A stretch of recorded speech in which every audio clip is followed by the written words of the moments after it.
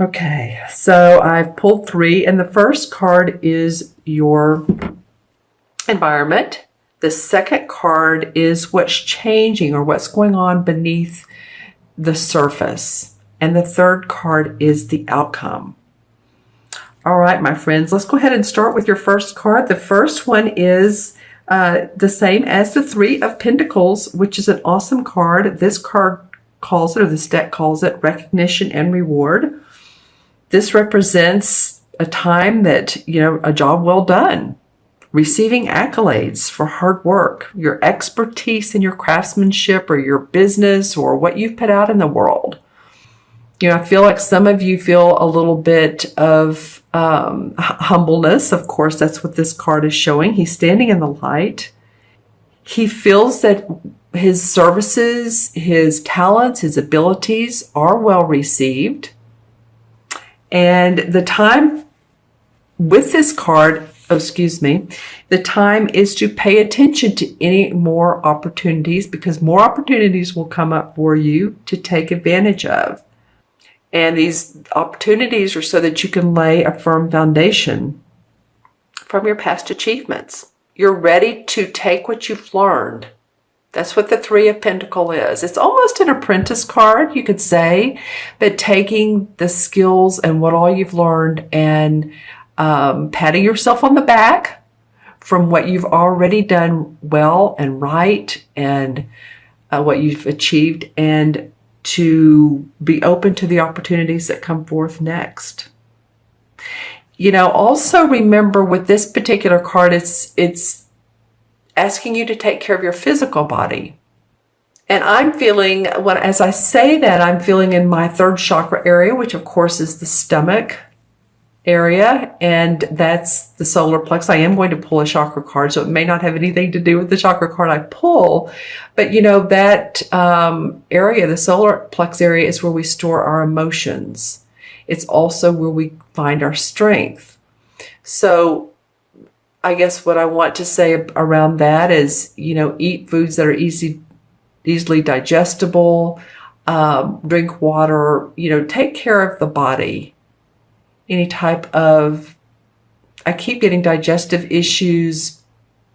You know how to take care of your body. You know what your body wants. Some of you might want to try some of the essential oils, or to relax, and or to peppermint is what I'm smelling right now. So, that's always good when you have an upset stomach. Peppermint is very helpful, isn't it? I find that it is. So it may be if you have just a little piece of peppermint as well to smooth those nervous or anxious, any anxiety that you have. I'm not saying that you do, but this card does caution you to take care of your body as well. All right. So that's sort of where you are right now. That's your environment. You've done some great work in the past, whether it's been the last 3 months or the last year. And there's going to be new opportunities that are going to open up out of those skills. So, the second card is, okay, what's going on underneath? Well, some of you this is the same as the Four of Cups, or chalices, by the way. This card calls it discontent and boredom. So, that is what the Four of Cups is. Normally it's someone looking away from the 3 cups that she has, and she's being angelically blessed, through the clouds, being given another cup. And she's like, no, it's just not working for me. I'm not feeling the love here. I'm not feeling complete contentment with what I'm doing, but I do know that there's something out there. Usually for me, this card indicates a need for more creativity. And creativity in however form that serves you. Whether you're an artist or a writer or imagination, using your imagination more around your business, around your work, coming up with new, fresh ideas, maybe some visualization or just some playtime.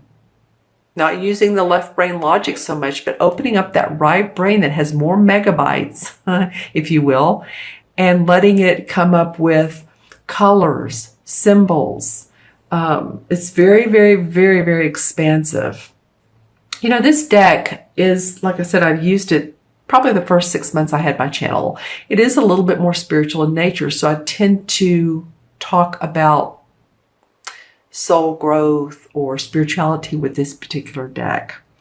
But I do feel like that, you know, he has on purple. He's looking for enlightenment, soul growth again. And if he turns around, it's not that hard. If he turns around and doesn't face this boredom, but looks at what there is, there's light, there's greenery, there's a castle, there's an open sky, then you can find what you need. And a window of opportunity can come up for you.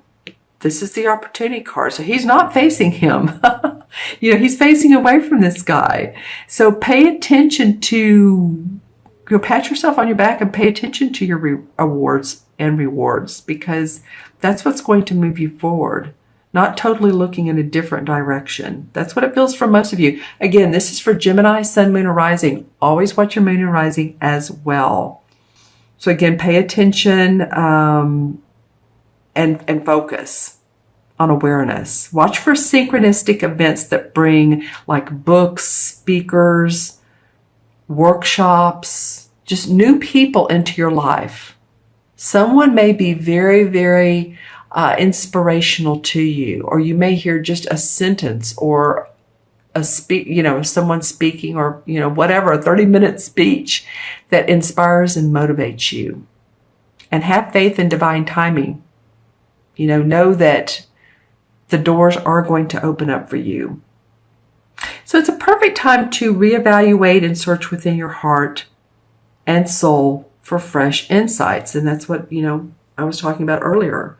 That's what you're looking for. Fresh, new, creative, inspirational insights. That's what's changing about you. That's what's going to give you a kickstart in the morning. At night, give you a better night's sleep, possibly, if you just let yourself meditate on that and know that divine timing is going to bring you what you want and what you need. All right, so the outcome card is interesting. Oh, by the way, these are both Pentacle cards. I think I said this one is. So you have the 2 and the 3 of Pentacles. This is, of course, the 2. So, the 2 of Pentacles is about significant movement, putting out a new venture, putting out new products or services. And it's like, let's see how it goes. There are winds of change with this, but with a lot of hard work and effort, then and focus, you can make it happen. It's important to stay flexible and important to stay focused, though, at the same time. So let's see, how would we look at that? So focus with what you want, but being flexible in your mind with what comes up. The synchronicities, again, the signs that come up.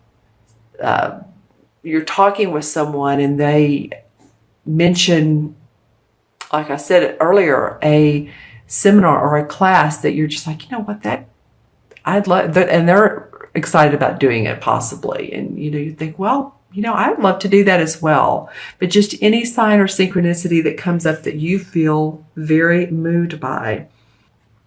Yeah, this is not a time of your having to do this alone. The 2 indicates partnership. It indicates being involved with other people and being diplomatic. The 2 in numerology is about patience and diplomacy. And I always look at it when I draw it out, it reminds me of a swan on a lake. So peacefulness in moving through the changes and the transitions in your life. And the more time you take to make vital decisions and choices, the longer, it'll be before you can move forward into your physical goal. So notice the connections with everything. If something pops up and says, woo, here I am, look at me, an opportunity. I guess my advice with this card is don't sit on it and think about it. And I don't think you Geminis do. So, it's like, oh, wow, this is an opportunity for growth and expansion. Yeah, notice the connections with everything. Notice how, it's interesting in this card how the artist and the author of this particular deck decided to do the cards. So here's one arch has a beautiful sky with clouds. The next one has a flower. It's green and indicates nature. This indicates pink, and then there's rings for harmony, for love, for partnership. It could be partnership with another person, like a business venture, or partnership in a romantic way. And then the fourth column here is coins, money. So you have all these opportunities to look at the larger scheme of life. Look at the physical nature of life, because this again is a pentacle cards, and the pentacles are about our outward, the body, our material goods, the things outwardly, nature.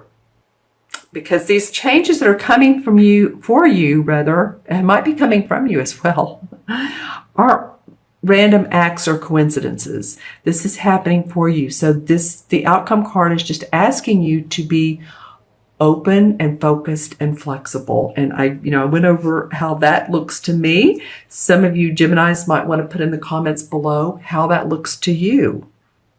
Okay, so I'm going to pull the chakra cards, or one of the chakra cards, and see how it matches to what's going on with your reading. This one wants to come up. The crown chakra. All right, the crown chakra is, of course, the top of our head. I'm patting the top of my head. That's the crown, of course, and that's spiritual wisdom. A lot of not only holistic practitioners, but people that do intuitive readings, or not. I do readings. I was at an event yesterday and did readings, and a lot of people like to live in the seventh chakra because it's just so magical. It's so spiritual. It's so loving. That's what it is. And yeah, it's important. We just need to feel grounded too. But this particular reading is asking you to focus on that chakra, because it's the center of the link with the universe. It connects to the universe and your higher consciousness. It's the connection between wisdom and spiritual insight. So you're having some of these changes going on, and the universe is saying, yeah, there's physical changes, but stay connected to your spiritual wisdom, your intuitive self.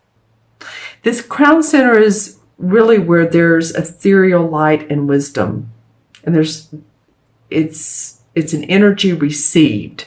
So like when people, like an artist or someone that's meditating or writing, or they're doing their art, they're receiving, I've always felt, that wisdom, that insight through their crown chakra. Many famous writers, famous musicians, John Lennon, I'm just saying there's a ton of them, right? But a lot of times old souls who really, I don't know if they consciously knew that they were channeling into their spiritual wisdom, but, I feel like they were. Okay, and to balance this chakra, just meditation, breath work, acupuncture, if you guys do that, color therapy works really well. And whatever lets your imagination, your intuition open up to your angels, your guides, your archangels, your spiritual wisdom, your higher self, honestly, your consciousness, your higher consciousness. Okay, my friends, let me know in the comments below how you like this reading, this type of the cards and the reading itself. And I'm going to add up the numbers. We have 3, 4, 7, 8, 9. Well, 9 in numerology is about compassion and completion. It's a very spiritual number in itself. It's, numerology, there's 1 through 9, the important numbers, and then there's also 11, 22, 33, and 44, the master numbers. 9 is the number of completion. A lot of you that are, any of you that are life paths 9, or you were born on the 9th or the 27th or the 18th, or that's what your life path comes out to you. You are of service. You are of giving without judgment. So I feel like this is for you, not only giving to others without judgment, but giving to yourself and letting yourself be open to your spiritual higher wisdom and consciousness. And the 9 in the traditional the 9 in the major arcana is the Hermit card. Your soul is calling out and needs to be honored and heard. So the answers really for you right now aren't necessarily found in the outer world. And that's what, the crown chakra was talking about. So there may be some time in May, although you're moving forward, but there may be some time that comes up where you want to step back and withdraw and take some time for yourself outside of the commotion. Even if it's just 30 minutes, or take a walk in nature. That will give you the umph and the wanting to move towards self-conservation and energy, and it's like you're dealing with one thing at a time, and it'll also connect you to your divine source, your spiritual nature.